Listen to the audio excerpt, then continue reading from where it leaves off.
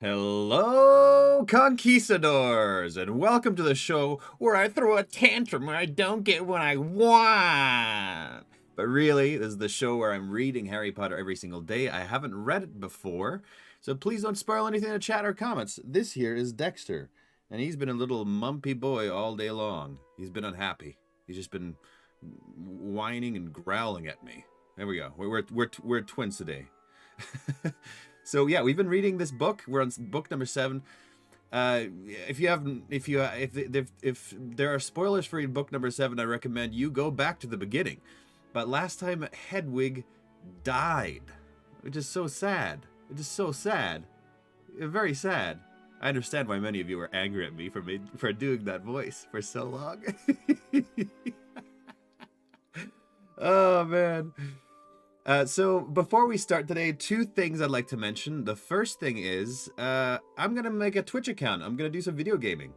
So if this is something that interests you, the account is up. I'm not streaming quite yet. I will be in a bit, but you can already go and follow me if you want to, John Voth on Twitch. So if that's something that interests you, hang on over there. The second thing is in regards to some of the mods we have Mark, we've got Carrie, and we've got Lois who've been helping out. They've been so lovely, giving of their own time, trying to be on as often as possible, even doing this on the Discord. I just want to give you a reminder that, you know, they're humans that have given their own time to this. They're volunteering their time, and they're trying to handle things as best as they can.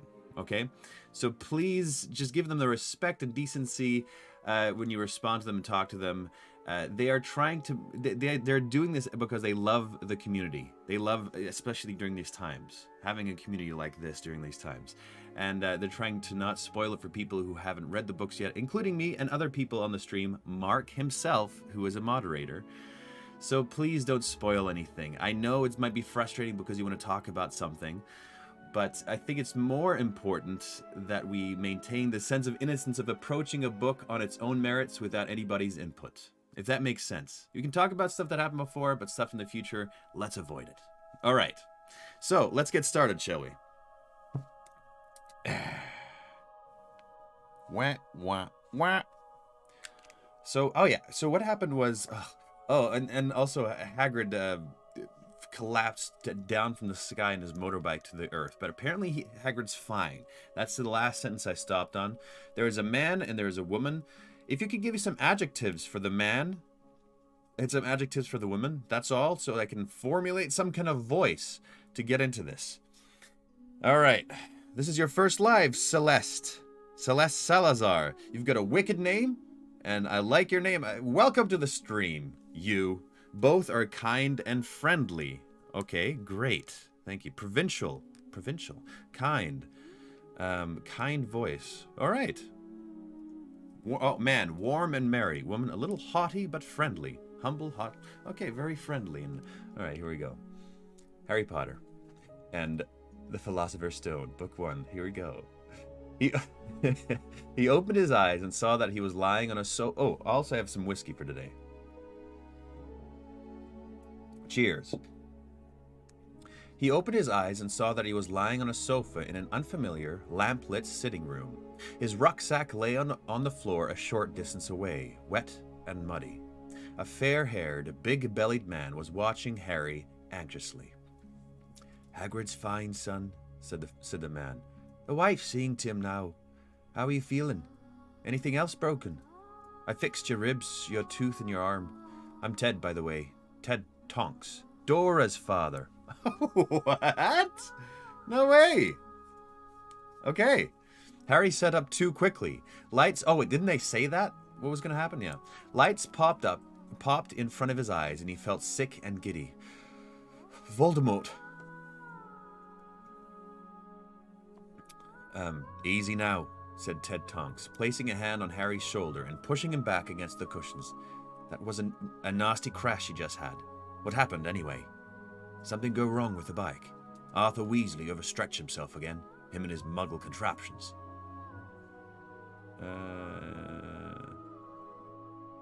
Does that voice work? Yeah, that's true. Look at I don't have regular drinking glasses. I've got a huge vase for water and a tiny, tiny little thing for whiskey. Oh, boy. All right, no, said Harry, as his scar pulsed like an open wound. Death Eaters. Loads of them. We were chased. Death Eaters, said Ted sharply. What do you mean, Death Eaters? I thought they didn't know you were being moved tonight. I thought... They knew, said Harry. Ted Tonks looked up at the ceiling as though he could see through it to the sky above. Well, we know what protective charms hold then, don't we? They shouldn't be able to get within 100 years of the place in any direction. Now Harry understood why Voldemort had vanished. It had been at the point when the motorbike crossed the barrier of the Order's charms. He only hoped they would continue to work. He imagined Voldemort 100 yards above them as they spoke, looking for a way to penetrate what Harry visualized as a great transparent bubble. He's just hovering over the house 100 feet up. Ooh, don't like that. Are you getting a butt view of Dexter? Yeah, you are. He swung his legs off the sofa. He needed to see Hagrid with his own eyes before he would believe that he was alive. I can understand that. He had barely stood up, however, when a door opened and Hagrid squeezed through it. Good! Good! His face covered in mud and blood, limping a little but miraculously alive. Harry! Knocking over 2 delicate tables and an aspidistra! An aspidistra! He covered the floor between them in 2 strides and pulled Harry into a hug that nearly cracked his newly repaired ribs. Blimey, Harry. How did you get out of that? I thought we were both goners. Yeah, me too. I can't believe... Harry broke off. He had just noticed the woman who had entered the room behind Harry. Shoo! He shouted, and he thrust his hand into his pocket, but it was empty. Your wand's here, son, said Ted, tapping it on Harry's arm. It fell right beside you. I picked it up. And that's my wife. Oops, I hit the mic. And that's my wife you're shouting at. Oh, I'm sorry. As she moved forwards into the room, Mrs. Tonks' resemblance to her sister Bellatrix became much less pronounced.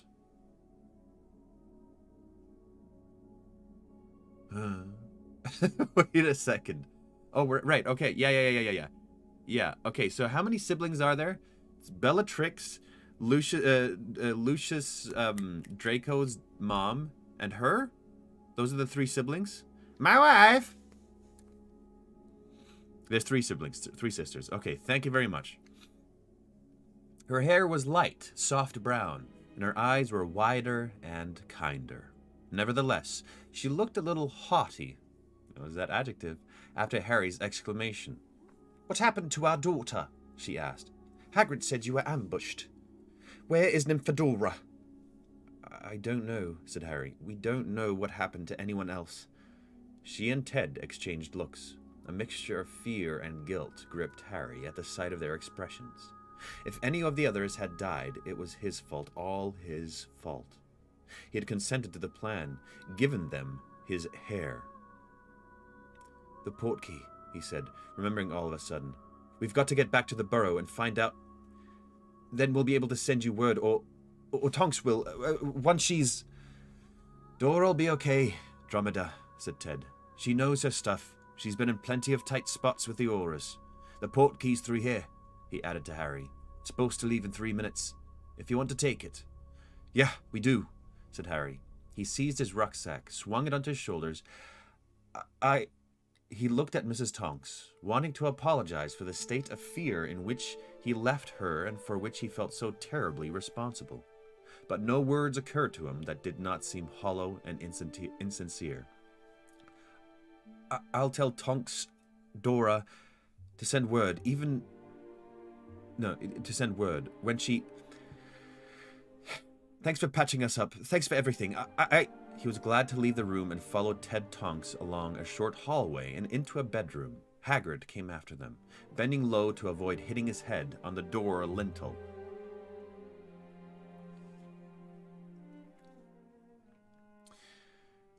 There you go, son. That's the portkey. Mr. Tonks is pointing to a small silver-backed hairbrush lying on the dressing table. Thanks, said Harry, reaching out to place a finger on it, ready to leave. Wait a moment, said Hagrid, looking around. Harry, where's Hedwig? She got hit, said Harry. The realization crashed over him. He felt ashamed of himself as the tears stung his eyes. The owl had been his companion, his one great link with the magical world whenever he had been forced to return to the Dursleys. Hagrid reached out a great hand and patted him painfully on the shoulder. Never mind, he said gruffly. Never mind. She had a great life. Hagrid, said Ted Tonks warningly as the hairbrush glowed bright blue, and Hagrid only just got his forefinger to it in time. With a jerk behind the navel, as though an invisible hook and line had dragged him forwards, Harry was pulled into nothingness, spinning uncontrollably, his finger glued to the portkey as he and Hagrid hurtled away from Mr. Tonks. Seconds later, Harry's feet slammed onto hard ground, and he fell on his hands and knees in the yard of the burrow. He heard screams. No! What the heck? I don't even know what's happening, but of course, things are going wrong once again. And he fell on his hands and knees in the yard of the burrow. He heard screams. Throwing aside the no longer glowing hairbrush, Harry stood up, swaying slightly, and saw Mrs. Weasley and Ginny running down the steps by the back door as Hagrid, who had collapsed on landing, clambered laboriously to his feet. Harry! You're the real Harry! What happened? Where are the others? Oh, it just screams of delight, I guess, that they're there. Oh, this window is open. Let's close it, because that Skytrain's bug.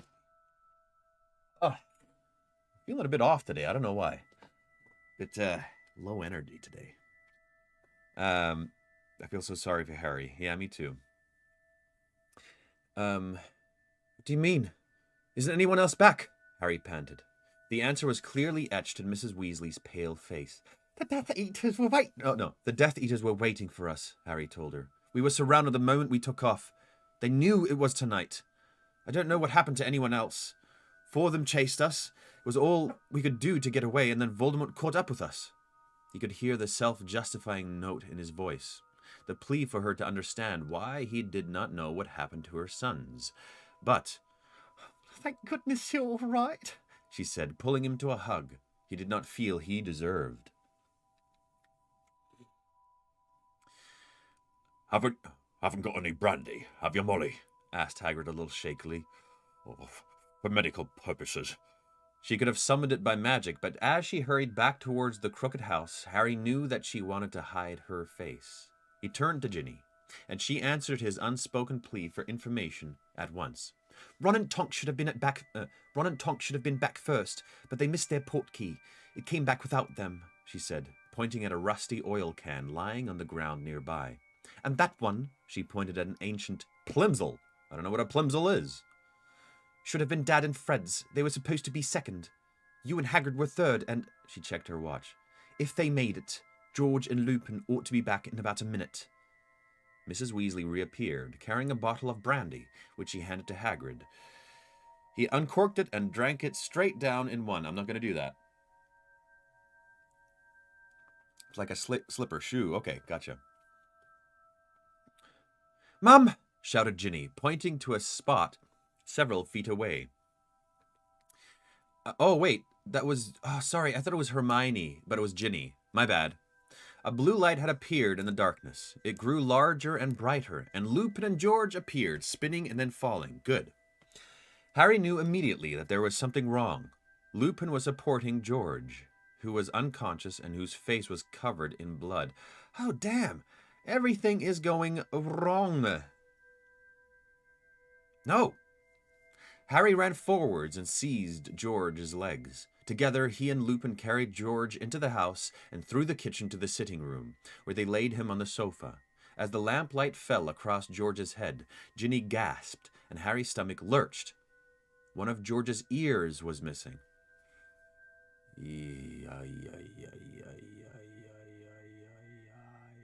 The side of his head and neck were drenched in wet, shockingly scarlet blood.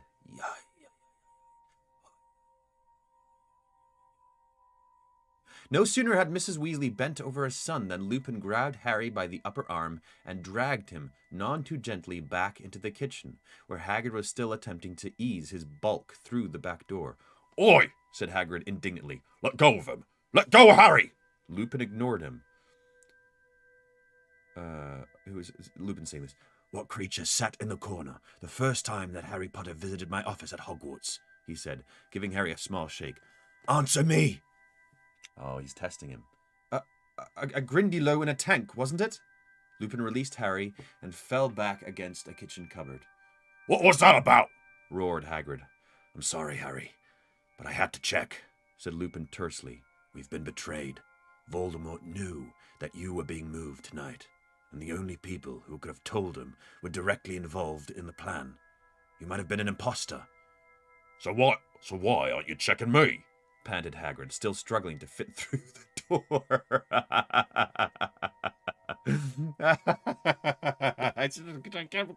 Get me in there.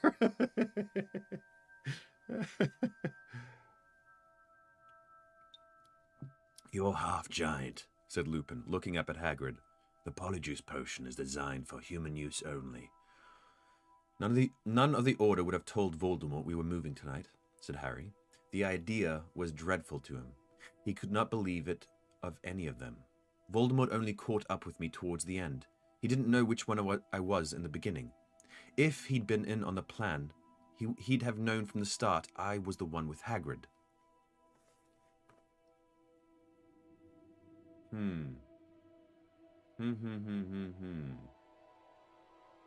So were they just waiting and then somehow... I'll keep reading, then I'll philosophize. "Voldemort caught up with you," said Lupin sharply. "What happened? How did you escape?" Harry explained briefly how the Death Eaters pursuing them had seemed to recognize him as the true Harry. Oh, this music might not fit exactly. So let's do a little bit of back to the reading music. How they had abandoned the chase, how they must have summoned Voldemort, who had appeared just before he and Hagrid had reached the sanctuary of Tonk's parents. "They recognized you. But how? What had you done?" Harry tried to remember. The whole journey seemed like a blur of panic and confusion. I saw Stan Shunpike, you know, the bloke who was the conductor on the night bus, and I tried to disarm him instead of... Well, he doesn't know what he's doing, does he? He must be imperious. Lupin looked aghast. "Harry, the time for disarming is past. These people are trying to capture and kill you. At least stun, if you aren't prepared to kill." "We were hundreds of feet up. Stan's not himself, and if I stunned him, and if he'd fallen, he'd have died the same as if I'd used Avada. Expelliarmus saved me from Voldemort 2 years ago," Harry added defiantly. Lupin was reminding him of the sneering Hufflepuff Zacharias Smith, who had jeered at Harry for wanting to teach Dumbledore's army how to disarm.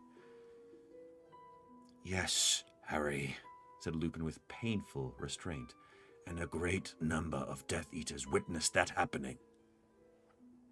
Forgive me, but it was a very unusual move then, under imminent threat of death. Repeating it tonight in front of Death Eaters who either witnessed or heard about the first occasion was close to suicidal." "So you think I should have killed Stan Shunpike?" said Harry angrily. "Of course not," said Lupin. "But the Death Eaters, frankly most people, would have expected you to attack back. Expelliarmus is a useful spell, Harry, but the Death Eaters seem to think it is your signature move, and I urge you not to let it become so."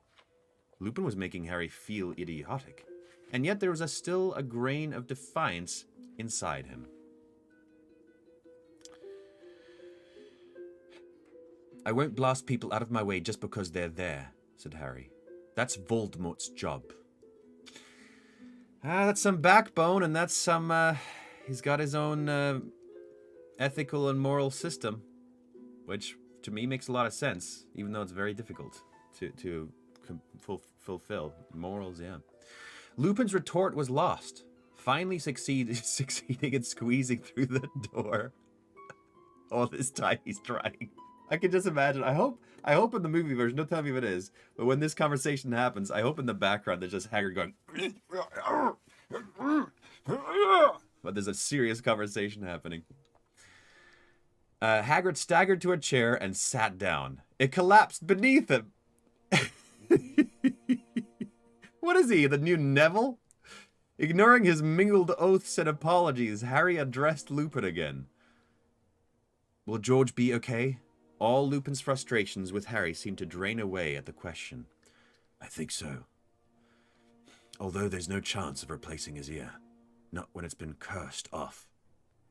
There was a scuffling from outside. Lupin dived for the back door. Harry leapt over Hagrid's legs and sprinted into the yard.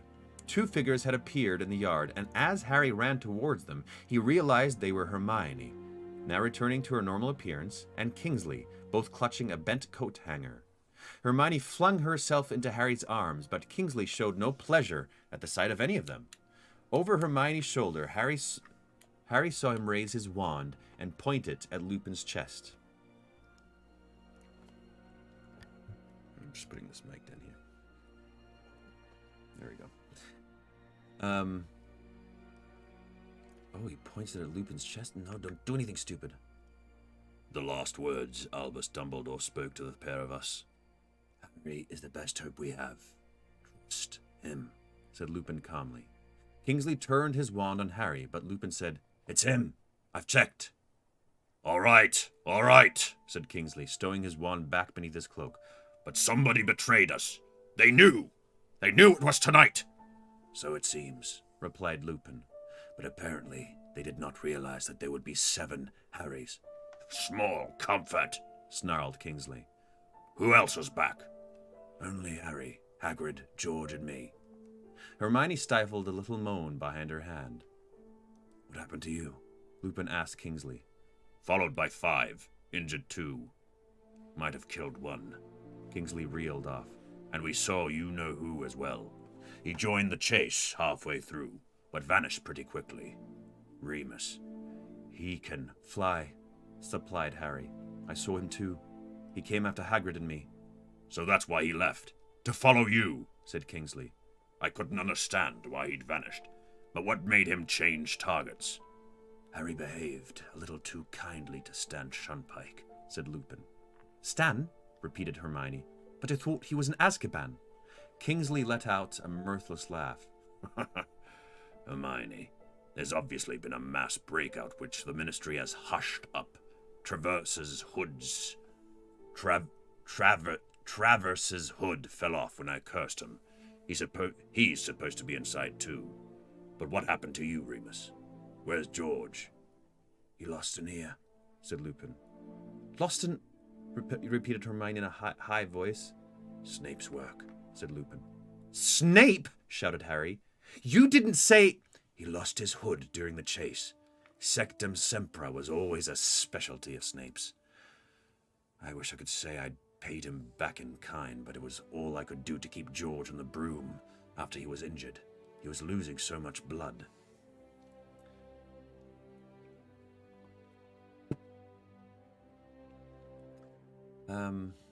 Where were we? Silence fell between the 4 of them as they looked up at the sky. There was no sign of movement. The stars stared back, unblinking, indifferent, unobscured by flying friends. Where was Ron? Where were Fred and Mr. Weasley? Where were Bill, Fleur, Tonks, Mad-Eye, and Mundungus? Harry, give us a hand! Called Hagrid hoarsely from the door, in which he was stuck again. Glad of something to do, Harry pulled him free, then headed through the empty kitchen and back into the sitting room, where Mrs. Weasley and Ginny were still tending to George. Mrs. Weasley had staunched his bleeding now, and by the lamplight, Harry saw a clean, gaping hole where George's ear had been. How is he? Mrs. Weasley looked around and said, I can't make it grow back. Not when it's been removed by dark magic. But it could have been so much worse. Oh, he's alive. Second. There we go. Sorry, there's so much fidgety things happening today. There we go. Yeah, said Harry. Thank God. Did I hear someone else in the yard? Ginny asked. Hermione and Kingsley. Thank goodness, Ginny whispered. They looked at each other. Harry wanted to hug her, hold on to her. He did not even care much that Mrs. Weasley was there, but before he could act on the impulse, there was a great crash from the kitchen. I'll prove who I am, Kingsley, after I've seen my son. Now back off if you know what's good for you. Harry had never heard Mr. Weasley shout like that before. He burst into the living room, his bald patch gleaming with sweat, his spectacles askew. Fred right behind him, both pale but uninjured. Arthur! Sobbed Mrs. Weasley. Oh, thank goodness! How is he? Mr. Weasley dropped to his knees beside George. For the first time since Harry had known him, Fred seemed to be lost for words. Oh yeah, it's like him, basically. He gaped over the back of the sofa at his twins' wounds, as if he could not believe what he was seeing. Perhaps roused by the sound of Fred and their father's arrival, George stirred. How do you feel, Georgie? Whispered Mrs. Weasley. George's fingers groped for the side of his head. Saint-like, he murmured. What's wrong with him? Croaked Fred, looking terrified. Is his mind affected? Saint-like, repeated George, opening his eyes and looking up at his brother. You see, I'm holy. Holy Fred. Get it? Oh my gosh. Oh, always has a sense of humor. Mrs. Those guys are going to be such good dads. Mrs. Weasley sobbed harder than ever. Color flooded Fred's pale face. Pathetic, he told George. Pathetic. With the whole wide world of irrelated humor before you, you go for holy. Oh well, said George, grinning at his tear-soaked mother. You'll be able to tell us apart now anyway, Mum. He looked around. Hi, Harry. You are Harry, right? Yeah, I am, said Harry, moving closer to the sofa. Well, at least we got you back okay, said George. My Aunt Ron and Bill huddled round my sickbed. He's funny. George is funny. You know what? I think from my understanding, the difference between the two. So I think I like George more.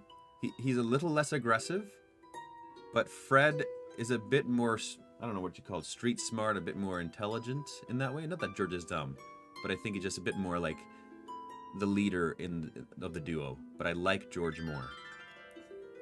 Yeah. Dad joke level over 9,000. Okay. They're not back yet, George, said Mrs. Weasley. George's grin faded. Harry glanced at Ginny and motioned to her to accompany him back outside. As they walked through the kitchen, she said in a low voice, oh, who is this? Ginny now. Okay. Ron and Tonk should be back by now. They didn't have a long journey. Auntie Muriel's not that far from here. Harry said nothing. He had been trying to keep fear at bay ever since reaching the burrow, but now it enveloped him, seeming to crawl over his skin, throbbing in his chest, clogging his throat. As they walked down the back steps into the dark yard, Ginny took his hand. That's so sweet. Kingsley was striding backwards and forwards, glancing up at the sky every time he turned. Harry was reminded of Uncle Vernon pacing the living room 1,000,000 years ago. Hagrid, Hermione, and Lupin stood shoulder to shoulder, gazing upwards in silence. None of them looked around when Harry and Ginny joined their silent vigil.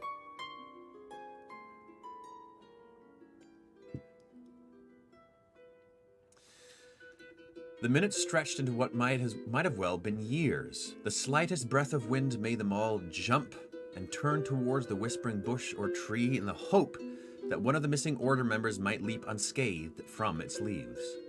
And then a broom materialized directly above them and streaked towards the ground. "It's them!" screamed Hermione. Tonks landed in a long skid that sent earth and pebbles everywhere. Remus!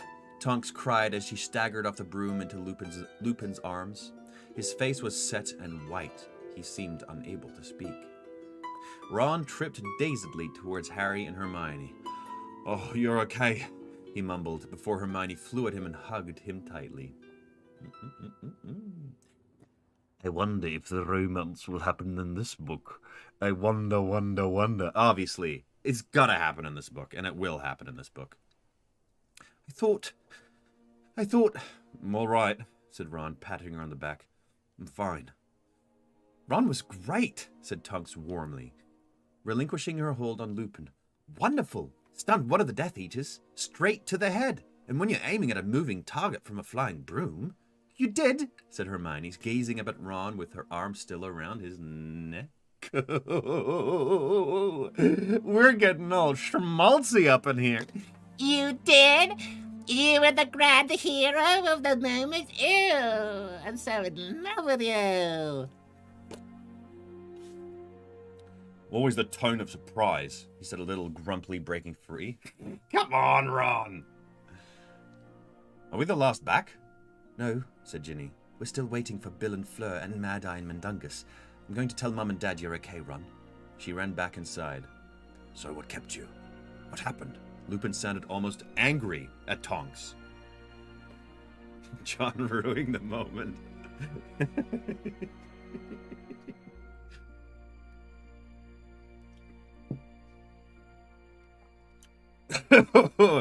"What happened?" "Bellatrix," said Tonks. "She wants me quite as much as she wants Harry, Remus. She tried very hard to kill me. Very hard to kill me. Hard. I just wish I'd got her. Bellatrix. But we definitely injured Rodolphus. Then we got to Ron's Auntie Muriel's, and we missed our portkey, and she was fussing over us." A muscle was jumping in Lupin's jaw. He nodded, but seemed unable to say anything else. "So what happened to you lot?" Tonks asked, turning to Harry, Hermione, and Kingsley. They recounted the stories of their own journeys, but all the time the continued absence of Bill, Fleur, Mad-Eye, and Mundungus seemed to lie upon them like a frost, its icy bite harder and harder to ignore. "Yeah. I'm going to have to get back to Downing Street. I should have been there an hour ago," said Kingsley finally, after a last sweeping gaze at the sky. "Let me know when they're back." Lupin nodded. With a wave to the others, Kingsley walked away into the darkness towards the gate. Harry thought he heard the faintest pop as Kingsley disapparated just beyond the burrow's boundaries. I gotta let Dexter out. He's being a little weirdo sitting by the door and slightly growling at me. Go. There we are.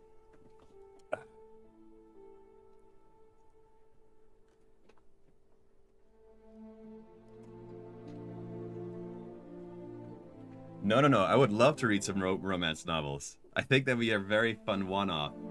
A short romance novel for this? Ooh, that'd be fun. Okay, let's keep going. Pop, and he's gone. Mr. and Mrs. Weasley came racing down the back steps, Ginny behind them.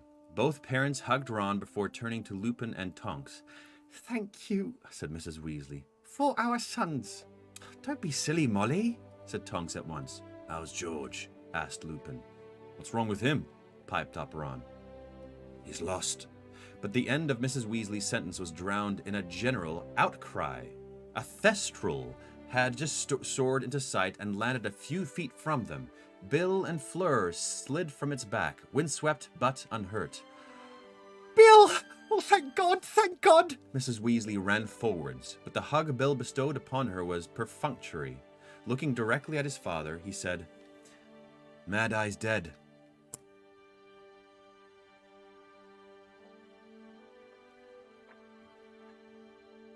This is nuts.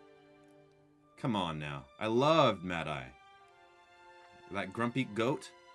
I loved him. He was awesome. Oh, what? This book is insane, y'all. This book is crazy. Right off the top here. It's crazy. There's so much that has happened right now. Constant vigilance. Man, oh man. This is so crappy.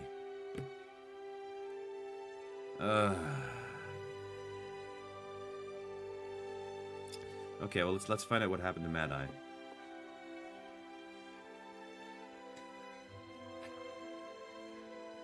Nobody spoke. Nobody moved.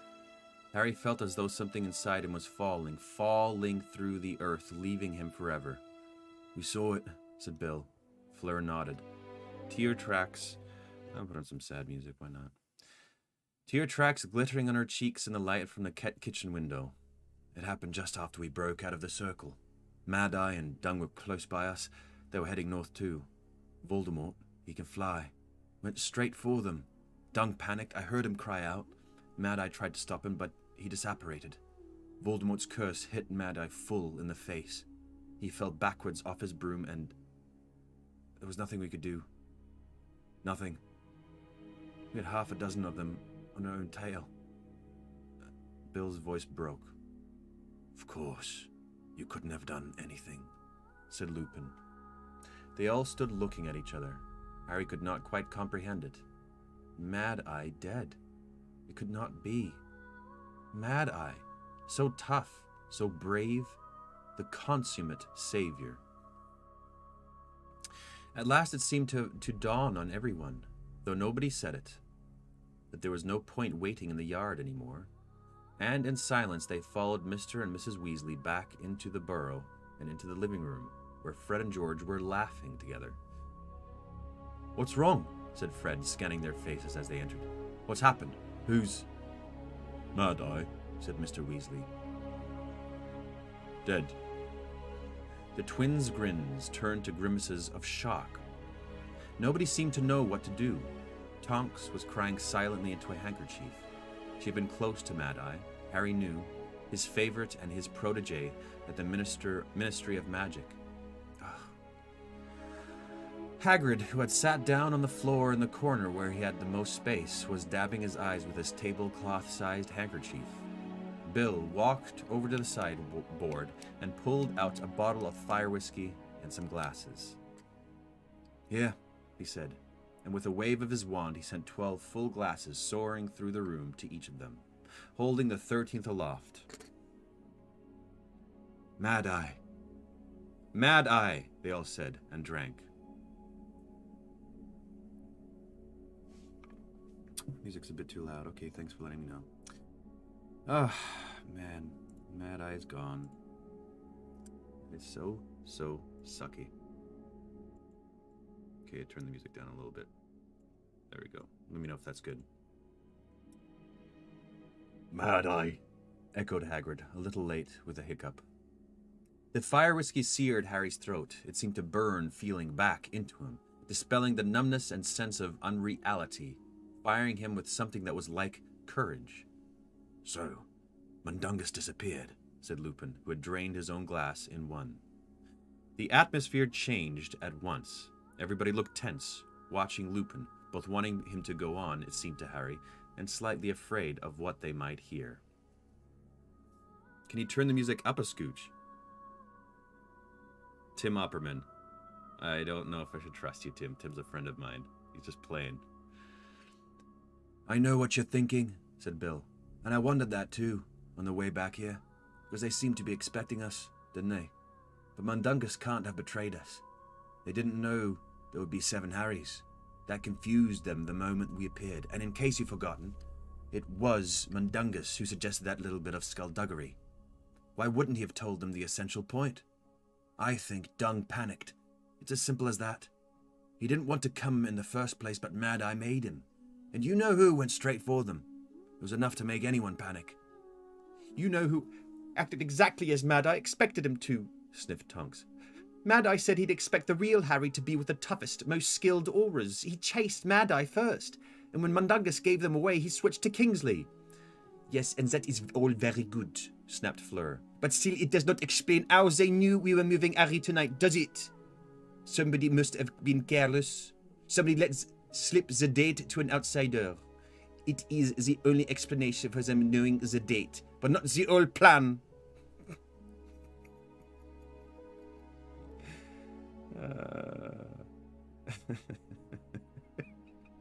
Oh, Peter, I don't know. I try to do a French accent, but whoo-wee. Not too great at that, am I? Oh, man. She glared around at them all, tear tracks still etched on her beautiful face, silently daring any of them to contradict her. Nobody did. The only sound to break the silence was that of Hagrid hiccuping from behind his handkerchief. Harry glanced at Hagrid, who had just risked his own life to save Harry's. Hagrid, whom he loved, whom he trusted, who had once been tricked into giving Voldemort crucial information in exchange for a dragon's egg. "No," Harry said aloud, and they all looked at him, surprised. The fire whiskey seemed to have amplified his voice. "I mean, if somebody made a mistake," Harry went on, "and let something slip, I know they didn't mean to do it. It's not their fault," he repeated. Again, a little louder than he would usually have spoken. "We've got to trust each other. I trust all of you. I don't think anyone in this room would ever sell me to Voldemort." More silence followed his words. They were all looking at him. Harry felt a little hot again, and drank some more fire whiskey for something to do. As he drank, he thought of Mad-Eye. Mad-Eye had always been scathing people about Dumbledore's willingness to trust people. "Well said, Harry," said Fred unexpectedly. "Yeah, here," said George. So dumb. With half a glance at Fred, the corner of whose mouth twitched.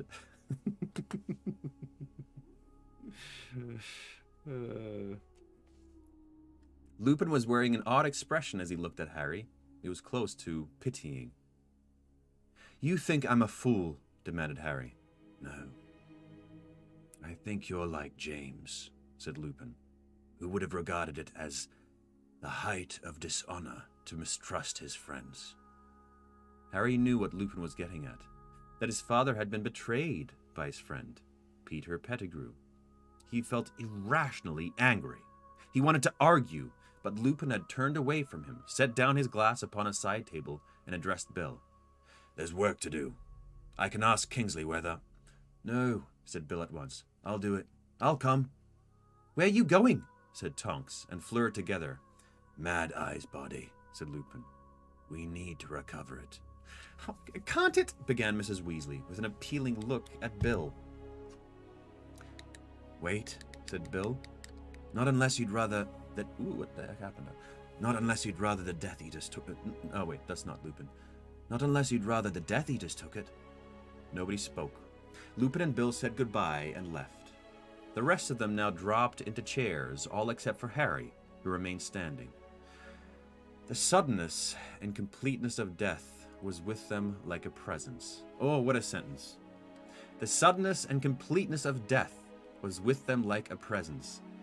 I don't know if you felt that when somebody in your family has passed, but that's a thing. That for sure is a thing.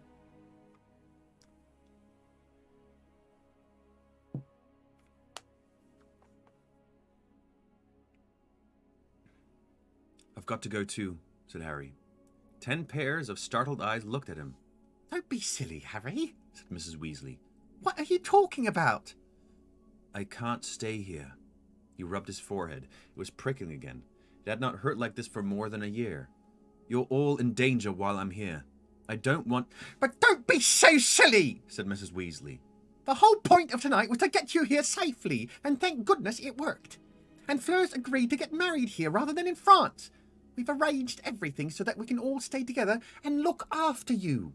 She did not understand. She was making him feel worse, not better. "If Voldemort finds out I'm here—" "But why should he?" asked Mrs. Weasley. "There are a dozen places you might be now, Harry," said Mr. Weasley. "He's got no way of knowing which safe house you're in." "It's not me I'm worried for," said Harry. "We know that," said Mr. Weasley quietly. "but it would make our efforts tonight seem rather pointless if you left." "You're not going anywhere," growled Hagrid. "Blimey, Harry. After all we went through to get you here."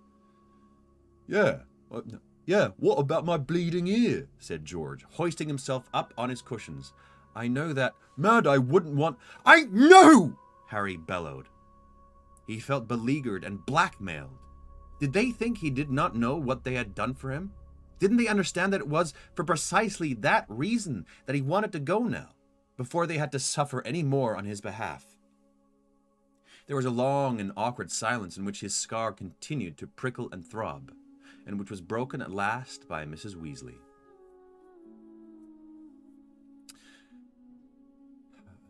Where's Hedwig, Harry? She said coaxingly. We can put her up with Pigwidgeon and give her something to eat. His insides clenched like a fist. He could not tell her the truth. He drank the last of his fire whiskey to avoid answering. Wait till it gets out you did it again, Harry, said Hagrid. Escaped him. Fought him off when he was right on top of you. It wasn't me, said Harry flatly. It was my wand. My wand acted of its own accord. After a few moments, Hermione said gently, That's impossible, Harry. You mean that you did magic without meaning to? You reacted instinctively? No, said Harry. The bike was falling. I couldn't have told you where Voldemort was, but my wand spun in my hand and found him and shot a spell at him. And it wasn't even a spell I recognized. I've never made gold flames appear before. Often, said Mr. Weasley, when you're in a pressured situation, you can produce magic you never dreamed of. Small children often find, before they're trained. It wasn't like that, said Harry through gritted teeth. His scar was burning. He felt angry and frustrated. He hated the idea that they were all imagining him to have power to match Voldemort's. No one said anything. He knew that they did not believe him. Now that he came to think of it, he had never heard of one performing magic on its own before. Yeah, that is curious. That's kind of something that I skipped over. Why would that be happening? Can somebody, if it's been described in the books, so that I have the knowledge, but only if, what's the origination of the wand of what we know till now? He just bought it in the store, right? That's it. Right?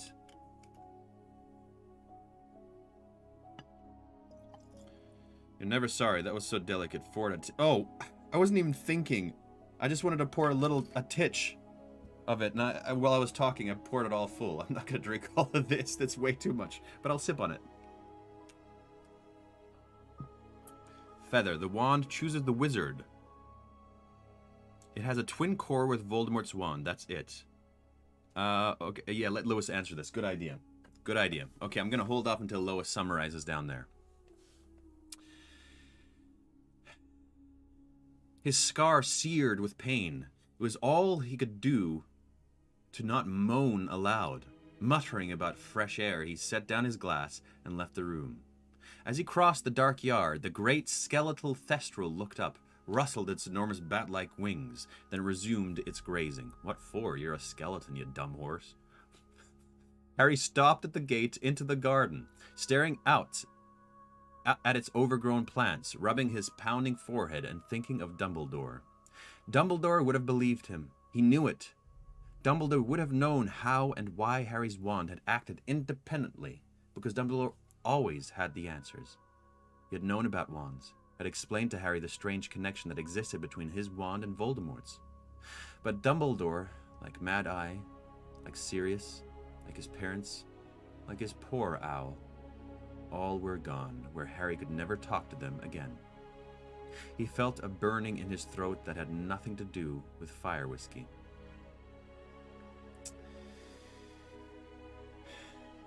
Okay, let's see if Lois summarized it yet. No, not yet. Okay.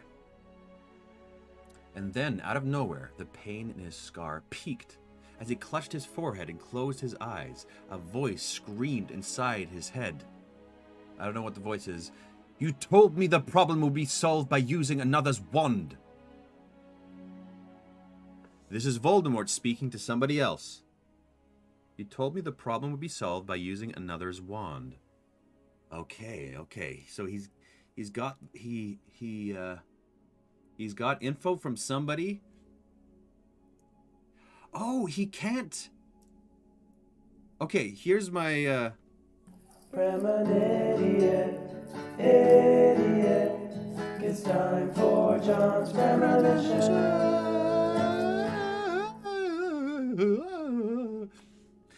So, Voldemort can't kill Harry with his own wand because they're linked. First of all, Voldemort and Harry are linked. Their wands are linked. Yeah, so for some reason Voldemort can't kill Harry because that would mean he would be destroying his own wand as well. That's what I think it is. If he destroys Harry's wand or destroys Harry with his own wand, since they're all linked, he might hurt himself. That's what I'm thinking. So that's why he's using somebody else's wand. Now, why Harry's wand is acting on its own accord? Oh, because it knew where Voldemort is. They're linked. So I think because Harry wanted something to happen, he didn't need to point at Voldemort. The wand already knew it's linked to Voldemort as well. So that's what I think. That's what I think. And it shall be decreed that it is the truth. And into his mind burst the vision of an emaciated old man lying in rags upon a stone floor, screaming a horrible, drawn-out scream, a scream of undeniable agony. No, no, I beg you, I beg you. You lied to Lord Voldemort, Ollivander. Ollivander. Who's Ollivander? Please tell me who Ollivander is, because I forget. I did not. I swear I did not. You saw Tail Potter. To help him escape me. I swear I did not. I believed a different wand. Oh, wait, the wand maker, thank you. I believed a different wand would work. Explain, then, what happened? Lucius's wand is destroyed. I cannot understand. The connection exists only between your two wands. Lies! Please, I beg you. And Harry saw the white hand raise its wand and felt Voldemort's surge of vicious anger. Saw the frail old man on the floor writhe in agony. Harry? It was over as quick as it had come. Harry stood shaking in the darkness, clutching the gate into the garden, his heart racing, his scar still tingling. It was several moments before he realized that Ron and Hermione were at his side. Harry, come back in the house, Hermione whispered. You aren't still thinking of leaving? Yeah, you've got to stay, mate, said Ron, thumping Harry on the back. Are you all right? Hermione asked, close enough now to look into Harry's face. You look awful. Well, said Harry shakily, I probably look better than Ollivander. When he had finished telling them what he had seen, Ron looked appalled, but Hermione downright terrified. But it was supposed to have stopped. Your scar, it wasn't supposed to do this anymore. You mustn't let that connection open up again. Dumbledore wanted you to close your mind. When he did not reply, she gripped his arm. Harry, he's taking over the ministry and the newspapers and half the wizarding world. Don't let him inside your head too. End of chapter. This book is crazy. This book is nuts. I wonder if she's going to keep it up throughout this whole book. If it's just going to be like one of those tense thrillers that just keeps going. Except the next chapter is called The Ghoul in Pajamas. So it seems like it's going to be a silly chapter. They're going from Mad Eye dying to The Ghoul in Pajamas? Come on. It's pretty non-stop so far, no, Mel Churil? Absolutely, it's non-stop. It's crazy. Starting off with the whole Voldemort interrogating the Malfoys, making fun of them, the intensity of the body being hung from the ceiling. Sorry, I got a hair in my eye. Then we'd have the Dursley scene, which was very nice with Dudley. But it was still, gotta get going, because something's happening. And flying off, being attacked, Hedwig dying, Hagrid almost dying, then getting back, interrogating each other, are you the real person? And then finding out Mad Eye's dying, to Harry being like, I gotta get out of here. Yeah, it's not been non-stop. The PJ Ghoul kills everyone. Thanks, Peter. Thanks, Peter. Could you imagine? It's always been a dream of mine to, because I'm working towards eventually directing. I want to direct movies. I want to direct flicks. The path I'm doing it in is I'm directing music videos. You can check out the music videos that I've done on my channel. So I'm directing music videos, and then I want to direct short films, and then eventually films. But I always thought it would be so funny to make a movie that's just so like dramatically tense, just true, emotional, great character work, great arcs, but the whole movie ends on the dumbest joke, like just a dumb pun, and that the whole movie is actually a joke. Oh man, I think it'd be so funny. If I saw a movie like that, of course I'd be pissed, but at the same time, I would love it to bits. I would watch it again and again, just to get to that stupid pun at the end. And George's ear too, yeah. George lost an ear. I feel like Hedwig and Mada are probably having a real funny conversation in heaven. That'd be nice, Natasha. Yeah, that would be pretty nice. Loss of ears, the greatest loss of the chapter. John, what have been your worst nightmares, like real dream nightmares that scare you after waking up? You know what? I don't remember my dreams very often, especially nightmares. I have had, like, I remember I watched The Ring once, and a couple of weeks later, I woke up, and it looked like a girl with long hair standing in my room. And I just lied there, kind of like, I didn't move, just put my head up and just looked towards it, and I was just like blinking, like trying to clear my eyes, like, what the heck is that? What the heck is that? And it was just like my white chair with the jacket over it, but I was literally for a moment just lying there going, please no, please heaven, please, oh no. I was terrified. John Voth, can you please give us the fanfic to go with Natasha Norris's comment? Hedwig and Mad-Eye having a conversation in heaven? Okay, let's try this out, shall we? Let's try this out. Oh, yeah.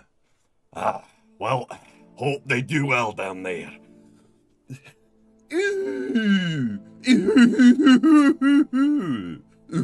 I know.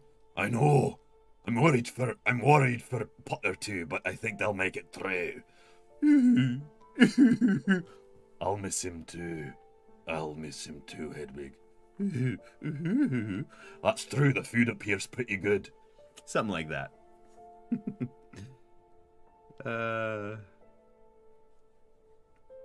Oh man, sleep paralysis. I didn't have sleep paralysis, no. Yep, The Ring is my first memory of a nightmare. Can we have an owl sing Amazing Grace in honor of the fallen?